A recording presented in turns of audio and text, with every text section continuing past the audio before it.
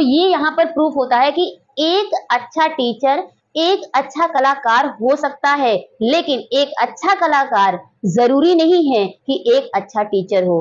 क्यों? मैं आपको ये रीजन भी बता रही हूँ। रीजन ये है,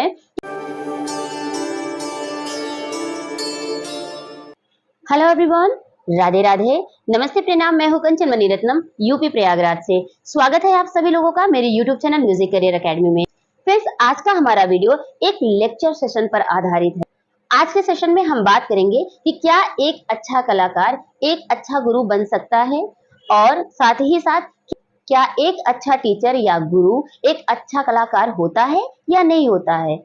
बहुत सारे म्यूजिक में बिगिनर्स हैं जिनके मन में ये क्वेश्चन हमेशा बना रहता है। उनको गुरु तलाश करने में, एक अच्छा टीचर तलाश करने में बहुत प्रॉब्लम आती है। तो ऐसे में बहुत सारे लोग कंफ्यूज होते हैं, जो एक गलत जगह पे चले जाते हैं और उनका समय और पैसा दोनों ही खराब होता है। तो आज की इस वीडियो में मैं बहुत सारी बातें क्लियर करूंगी, जिससे जो बिगिनर हैं उनको बहुत मदद मिल पाएगी एक अच्छा गुरु तलाश करने में। देखिए, म्यूजिक को अगर एज अ करियर लेना है तो आपको एक अच्छे गुरु, एक अच्छे टीचर की तलाश करनी होगी। इसी टॉपिक पर मेरे एक व्यूअर ने मुझसे क्वेश्चन भी किया था कि मैम इस टॉपिक पर वीडियो बनाइए। तो ये क्वेश्चन सिर्फ एक का नहीं है, हजारों का है, लाखों का है। तो मैंने भी सोचा कि भाई इस टॉपिक पर वीडियो बना दूं ताकि बहुत सारे बिगिनर्स की हेल्प हो सके। तो फिर सबसे पहले हम बात करते हैं कि क्या एक अच्छा कलाकार एक अच्छा गुरु होता है। तो यहाँ पर एक एक बात क्लियर करते हुए चलते हैं। देखिए फ्रेंड्स, यहाँ पर जो मैंने अनुभव किया है, जो मेरा एक्सपीरियंसेस है, वो मैं आपको बता रही हूँ। संगीत में एक बहुत अच्छा कलाकार जरूरी नहीं है कि वो एक बहुत अच्छा गुरु हो। ध्यान से सुनिएगा, एक बहुत अच्छा कलाकार जरूरी नहीं है कि वो एक अच्छा गुरु हो। अब देखिए, बिगिनर्स की प्रॉब्लम क्या होती है। अगर उनको गुरु तलाश करना होता है तो वो उनके पीछे भागते हैं जो एक अच्छे कलाकार होते हैं, चाहे वो अच्छा प्लेयर हो, चाहे वो अच्छे सिंगर हो। तो वो उन्हीं के पीछे भागते हैं और इस उम्मीद से भागते हैं कि ये बहुत अच्छा गा रहे हैं या ये बहुत अच्छा बजा रहे हैं, तो हम इनसे सीखेंगे तो हम भी इनके जैसे बन जाएंगे। और ये सोचना भी सही है, क्योंकि जब हम जो देखते हैं हमें ये तो उम्मीद होता ही है भाई कि ये इतना अच्छा प्ले कर रहे हैं तो हमें बताएंगे ही और हम भी ऐसे प्ले कर लेंगे। लेकिन बिगिनर्स को यहाँ एक बहुत बड़ी समस्या का सामना करना पड़ता है। जब वो किसी अच्छे कलाकार के पास जाते हैं और वो कहते हैं कि हमें ये सिखा दीजिए जो आपने बजाया या गाया, कैसे गाया, या उनकी क्लासेस चलती हैं, तो वो उनको ज्वाइन कर लेते हैं इस उम्मीद से कि हम इनके जैसे बन जाएंगे या हमें ये अपने जैसा बनाएंगे। तो अब क्या है, स्टूडेंट आंख बंद करके भरोसा कर लेता है और वो चला जाता है उनके पास। अब यहाँ पर स्टूडेंट को एक काम करना होता है कि जब आप जा रहे हो किसी के पास तो आप उनको टेस्ट करिए। उनको टेस्ट कैसे करेंगे? गायकी या प्लेइंग तो आपने पहले से ही देख लिया है, आप वही देख करके तो आए हो, लेकिन एक गुरु को परखने के लिए क्या समझ होनी चाहिए, उसके लिए हम बोल रहे हैं कि आपको टेस्ट करना है। टेस्ट कैसे करना है? आप उनकी क्लास 1 महीने के लिए ज्वाइन कर लीजिए। उनके बताने के, सिखाने के तरीके पर ध्यान दीजिए। जो हमें चाहिए, क्या वो बता रहे हैं जैसे वो प्ले करते हैं, क्या उसी रास्ते पे हमें लेके जा रहे हैं। और सबसे बड़ी बात, बिगिनर्स आप सभी लोग ध्यान रखा करिए कि क्लास में आने की टाइमिंग और क्लास में जो भी ड्यूरेशन है, 1 घंटे का ड्यूरेशन है, तो उसमें जो टीचर आपकी क्लास ले रहा है उसको आप बहुत अच्छे से, ध्यान से, गौर से देखिए, सुनिए कि वो टॉपिक से रिलेटेड बात कर रहा है या अपनी पर्सनल जर्नी के बारे में ज्यादा बात कर रहा है। क्या होता है, कुछ आर्टिस्ट जब गुरु बनते हैं ना, उनकी बहुत गंदी आदत होती है कि वो अपनी जर्नी के बारे में बहुत इतिहास बताते हैं कि हम ये प्रोग्राम किए हैं, हम ये हैं, हम वो है, फलाना है, ढिमका है, बहुत सारी बातें बताते हैं अननेसेसरी की। कभी कभी तो पॉलिटिक्स में चले जाएंगे, कभी कभी ऐसे टॉपिक उठा लेंगे क्लास में जिससे कि संगीत का कोई लेना देना नहीं है। तो आप इन सारी चीजों से बचिए। मतलब जो अपनी बड़ाई अपने मुंह से करे, क्लास में अपनी इतिहास बताए, एक ही चीज को बार बार बताए, लेकिन संगीत में जो आप सीखने गए हो वो बातें ना करके फालतू की बातें अगर क्लास में हो रही है तो आप तुरंत वहां से हट जाइए, क्योंकि आपका समय और पैसा दोनों बर्बाद होने वाला है। उसी कलाकार को गुरु मानिए, कलाकार की बात हो रही है, आप उसी टीचर से सीखिए जो टीचर संगीत की बात करे, क्लास में जो टॉपिक चल रहा है उसकी बात करे, आपकी प्रॉब्लम क्या है उसका सलूशन बताए और आप पर पूरा फोकस्ड हो जाए। मतलब ऐसे टीचर जो होते हैं वही आपको अच्छा कलाकार बना पाएंगे। एक अच्छा कलाकार होने से एक अच्छा टीचर नहीं बन जाता है कोई। क्यों? मैं आपको ये रीजन भी बता रही हूँ। रीजन ये है कि कुछ आर्टिस्ट ऐसे होते हैं जो बहुत ही उम्दा गाते हैं, बहुत अच्छे प्लेयर्स होते हैं, तो वो सीखे भी नहीं रहते इतना, लेकिन फिर भी परफॉर्मेंस उनकी बहुत अच्छी होती है। अब रीजन क्या है? रीजन ये है कि बहुत सारे लोग होते हैं जो पूर्वाभ्यास की वजह से ऐसा उनके साथ होता है। अब इस बात को समझाने के लिए मैं आपको अध्यात्म से कनेक्ट कर रही हूँ। अध्यात्म कहता है कि जो हमारा मनुष्य शरीर है वो 84 लाख योनियों में ये भटकता रहता है। हम बहुत बार इंसान बन रहे हैं, बहुत बार अलग जानवर, पशु, पक्षी, कीड़े मकोड़े हर एक योनि को प्राप्त हो चुके हैं, फिर उसके बाद इंसान भी बन जाते हैं। तो ये क्रम चलता रहता है, ये सृष्टि का नियम है। तो कुछ ऐसे इंसान होते हैं कि जो पिछले जन्म में भी इंसान होते हैं और वो संगीत से उनका नाता रहता है, वो एक यात्रा पे रहते हैं, वो यात्रा पूरी नहीं हो पाती है, तो वो उनकी मृत्यु होने के बाद फिर से जब वो मनुष्य शरीर धारण करते हैं, तो उनकी जो संगीत का एक्सपीरियंस है उनको पूर्वाभ्यास कहते हैं। अब क्या होता है, आपने लाइव एग्जांपल देखा होगा, छोटे छोटे बच्चे हैं, यानी कि जो बोलना तक नहीं उनको आता है, लेकिन वो पिच, जो सुर इतना परफेक्ट लगाएंगे, आप दसियों साल सीखने के बाद भी उस चीज को अटेम्प्ट नहीं कर सकते जो छोटे छोटे बच्चे कर रहे हैं। तो अब ये लाइव एग्जांपल आप रियलिटी शोज में देख ही रहे होंगे, बहुत सारे बच्चे हैं जो इतने टैलेंटेड है। अब उनको किसने सिखाया?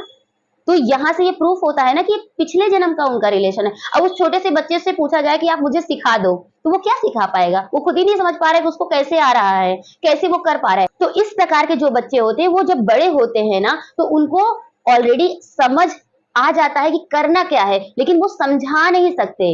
यानी जो गा रहे हैं या जो प्ले कर रहे हैं, उनको पूर्वाभ्यास की वजह से, यानी कि पूर्व जन्म का जो उन्होंने अभ्यास किया है उसकी वजह से परफेक्शन आ रहा है, लेकिन वो समझा नहीं सकते। और यहाँ पर ये बात भी है कि भाई एक अच्छा जो आर्टिस्ट है वो हमेशा एक अच्छा टीचर नहीं हो सकता, ये भी सही नहीं है।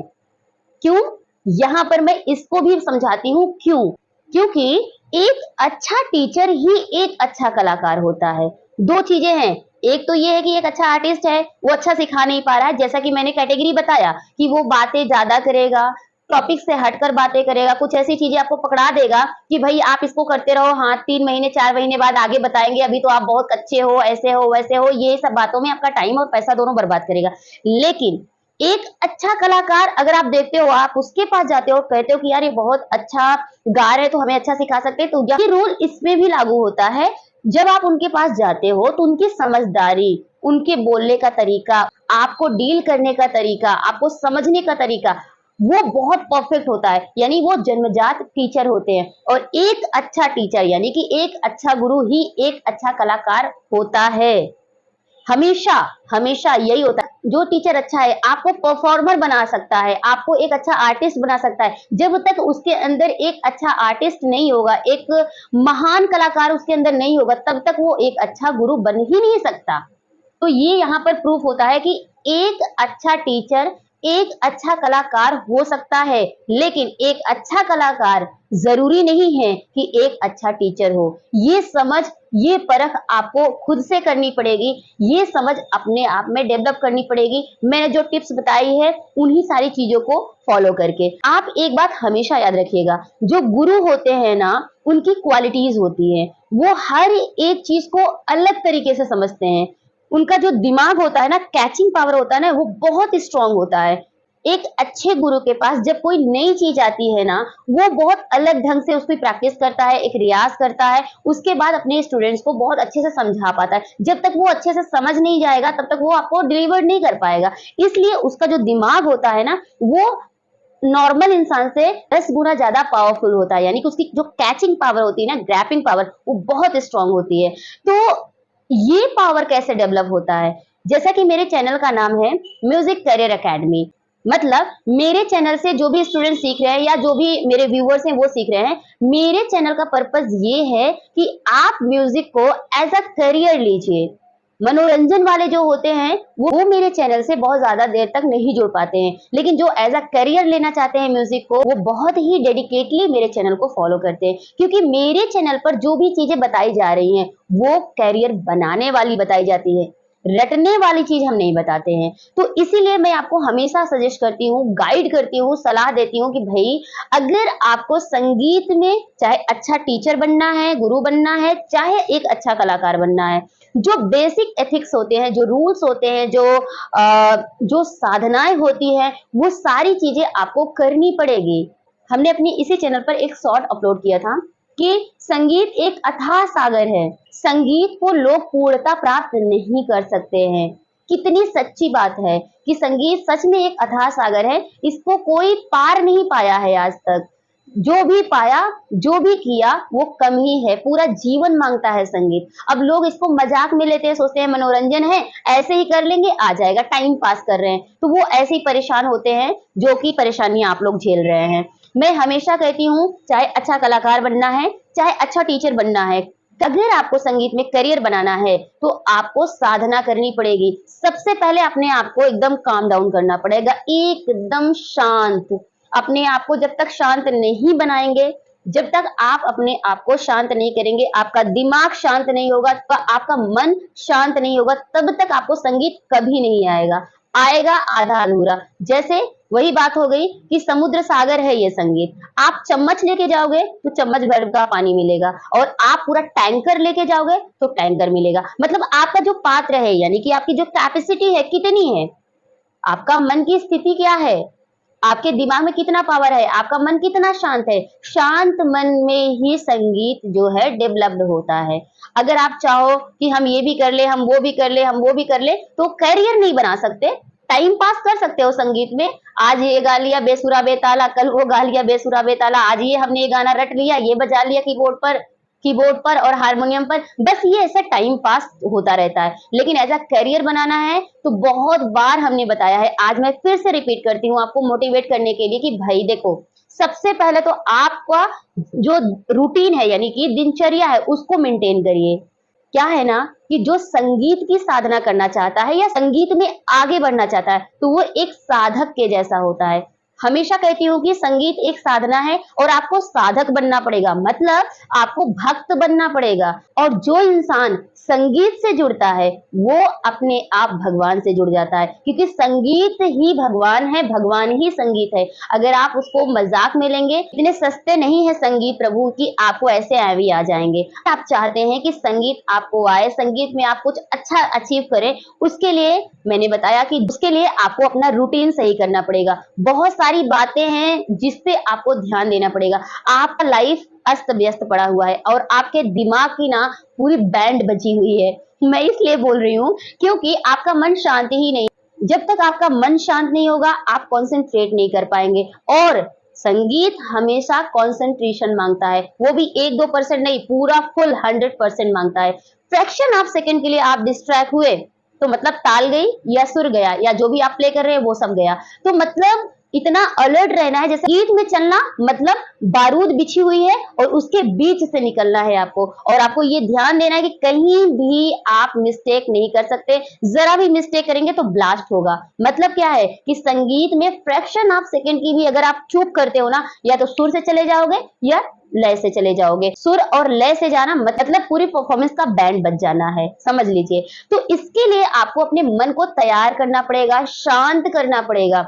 और शांत कैसे होगा, आप अपने रूटीन को सही करिए। देखिए रूटीन कैसे सही होगा, संगीत के साधक जो हैं उनके लिए मैं बात बोल रही हूँ, और जो टाइम पास कर रहे, जो सिर्फ मनोरंजन के लिए, वो उनके लिए नहीं है, वो कर भी नहीं पाएंगे। चैलेंज करती हूँ, नहीं कर पाएंगे।